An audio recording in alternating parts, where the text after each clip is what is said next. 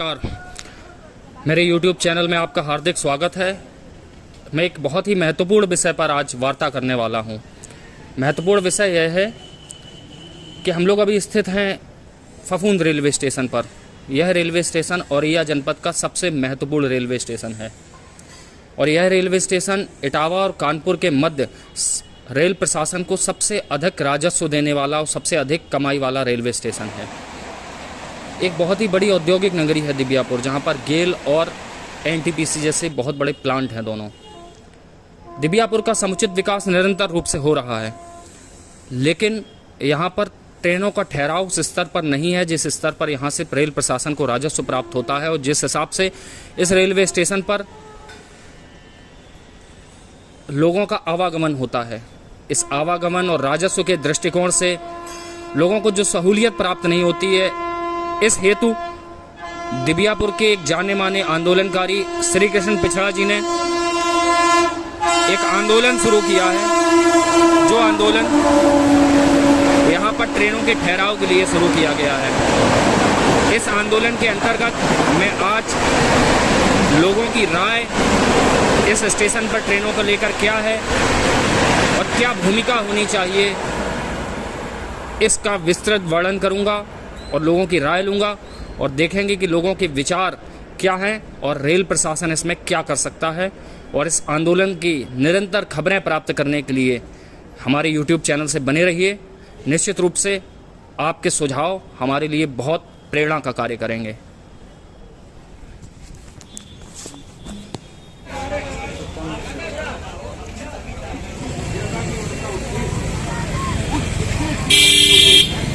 सारे लोगों को एक मिलाते हम कहते 8 से 20 लोगों को मिला तो कल के दिन लोगों का यहाँ इकट्ठा करना, जैसे कि अभी पैसे की बात आई, सारी चीजें कैसे निर्धारित हो, कैसे आगे कोई कार्यक्रम चलेगा। सब लोग दूध लाएंगे, अगर हम एक लोटा वो हमें पानी डाल दिए तो कहाँ रखेंगे। बाद में पंडित जी ने जब हमें निहारो तो पता चलो पानी है तो दूध। तो कुल मिला के यहाँ पर कह देना और उसकी जिम्मेदारी देना, तो जिम्मेदारी किनकी होगी? जिम्मेदारी उन लोगों की होगी। इसलिए समिति का होना, एक विधिवत आंदोलन चलाने के लिए समिति का होना आवश्यक। और समिति जो भी विचार करेगी तो वो विचार में सबसे अग्रणी विचार जो है हमारे पिछड़ा जी का होगा, बाकी समिति के अन्य लोगों का विचार होगा। उसकी मुख्य धारा को आगे ले जाने की, चाहे वो टेंट मारना हो, लोगों को इकट्ठा करना हो। बाकी तो आपके पास जनशक्ति है ही, देखिए इतने युवा बैठे हुए हैं, लेकिन इनको दिशा भी देने की जरूरत है। युवाओं को एक दिशा देने की बहुत जरूरत है, जिससे कि उनकी शक्ति कहीं गलत रास्ते पे नहीं, तो उसको हम उपयोग करें। तो इसके लिए हमारे बुजुर्गों की और उनमें युवा भी शामिल है, सारे लोगों की एक कमेटी बना दी जाए और शायद पिछड़ा जी से बात कर ली जाए कि वो इससे अगर सहमत होंगे और पूरी कमेटी बनने के बाद, सारे लोगों बनने के बाद आपसे दिखाया जाएगा कि ये लोग हैं, आप में उसमें आपकी सहमत भी हो और जो भी विचार समिति किया करेगी वो आपसे और आपके अनुसार ही आगे जो भी अधिकारी आएंगे जिनसे भी बात होनी होगी तो वो समिति जो है अपने विचार रखेगी। और हम समझते हैं इससे निश्चित रूप से जब ये हमारा आंदोलन गांव तक पहुंच जाएगा तो यहाँ संख्या की कमी नहीं रहेगी। दिबियापुर की भी संख्या इतनी ज़्यादा है कि आज अगर हर घर से एक लोग आ जाते तो कम से कम 1000 तो है यहाँ पर। तो भाई साहब का विचार है, जो सबके विचार है, जो सहमति है लोगों की, उसी में हमारी सहमति है। हम कोई अपने लिए नहीं लड़ रहे हैं, हम आम जनमानस पूरे जनपद और इंडिया के लिए लड़ रहे हैं। यहाँ से यात्रा करने वाले उस अंतिम व्यक्ति के लिए लड़ रहे हैं जो दिबियापुर फफूंद रेलवे स्टेशन का उपभोग करता है।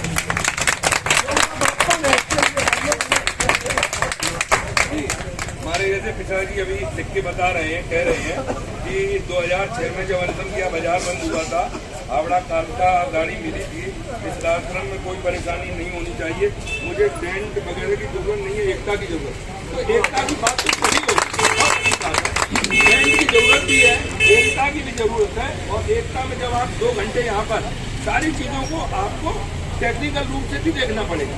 जब आप क्या कोई व्यक्ति यहाँ 2 घंटे 3 घंटे रुकेगा, उसे पानी पीने की भी आवश्यकता होगी, उसको चाय पिलाने की भी आवश्यकता होगी, तो वो आपके विचारों को आपके अनुसार वो समिति पूरी रूपरेखा तैयार करेगी और आपके आंदोलन में मतलब जो है भागीदारी के रूप में कि कैसे सहयोग हो।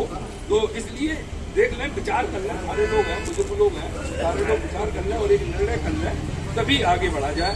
धन्यवाद।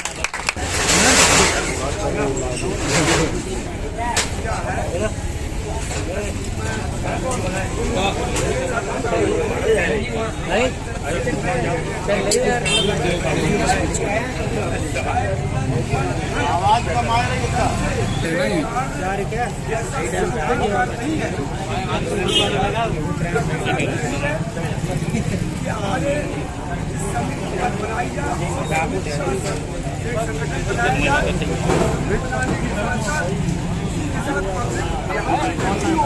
और आंदोलन बहुत जबरदस्त तरीके से चलाया जाए।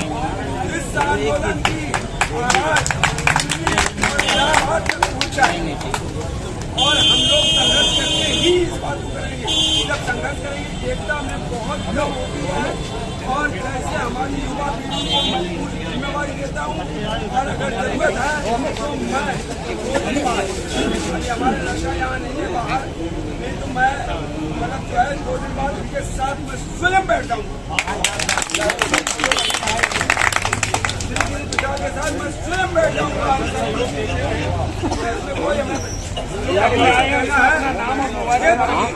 क्षेत्र की जनता को भी ऐसा संदेश पहुंचा दिया जाए कि क्षेत्र की जनता भी यहाँ आकर के समय ताकि संख्या बड़ी हो जाए और हमारे संदेश दिल्ली, इलाहाबाद, लखनऊ तक पहुंच जाए, तो ये हमारे को सफलता मिलने में कोई परेशानी नहीं।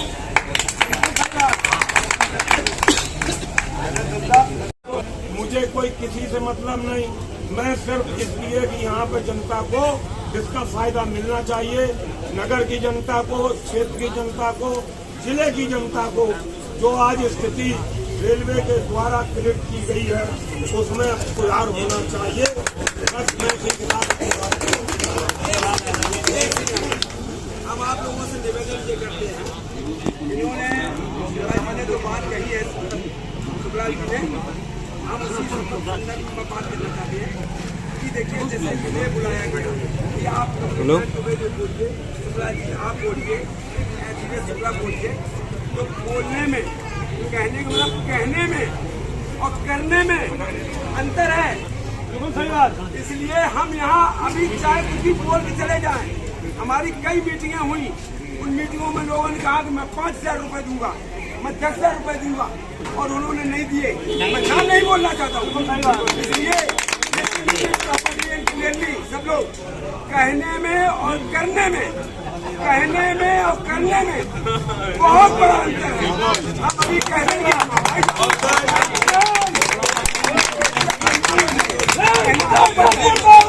मुर्दाबाद, मुर्दाबाद, प्रशासन मुर्दाबाद, मुर्दाबाद, मुर्दाबाद।